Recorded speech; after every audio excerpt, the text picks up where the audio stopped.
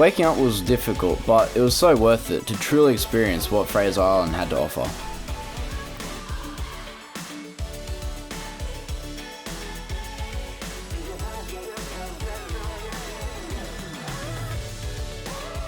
From the magical waters to the lush green rainforests, beautiful island tracks, and of course the most famous golden beaches, every second was just simply paradise. Our first stop was Lake Mckenzie, and believe us, you have to do it if you come here.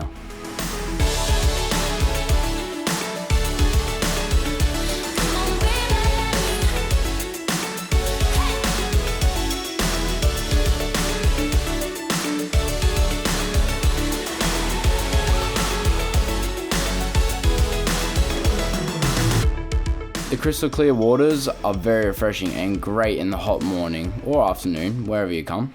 Sadly though, we couldn't stay forever and we had to keep moving.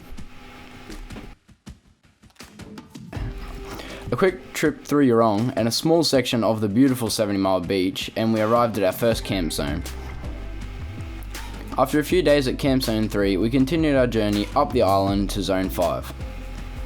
On the way through, we got the pleasure of experiencing the world famous Mahina Wreck and got to float down the crystal clear Eli Creek. The Mahina Wreck began its life as a cruise liner and was converted to a medical vessel in World War I. It has been sitting here since 1935, and it's surprising how long it copped the battering from these waves. After our afternoon stop of sightseeing, we arrived at our campsite for the night. Camp Zone 5 was only a short stay as we had to continue our trip north.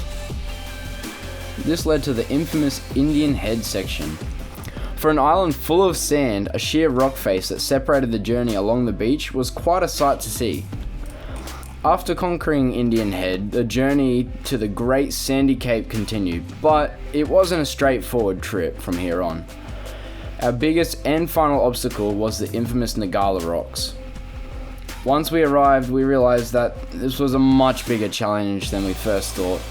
First, we had to go through, and Ben started in his surf. And we can't tell if it was the car or the driver, but he certainly didn't make it. Once Ben got through, Jackson went through in the Jimny, and we got no footage, but that was because we were all hands on deck digging him out for 3 hours. But oh well, that's what you do when you're on a trip. After that ordeal, it was smooth sailing, and the better surf made it through easy, even if I did melt a few icebergs. From this point forwards, we raced up to the Cape to try and catch the sunset, and what could be more beautiful than a campsite at the top of Fraser Island with pristine clear water. The view here is just fantastic. The sandbanks leading into the coral sea and just the attractive nature that surrounds. You really have to be here to appreciate the sheer beauty of this island.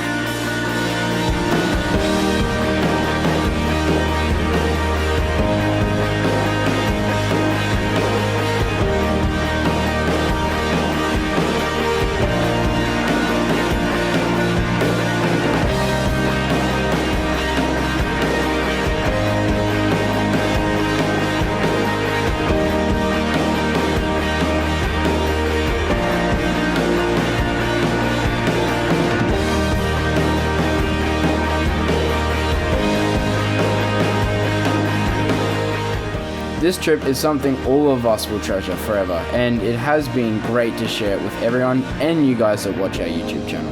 We made it to the Cape of Fraser, and what a goal we have achieved. But now we must head back down the island and home.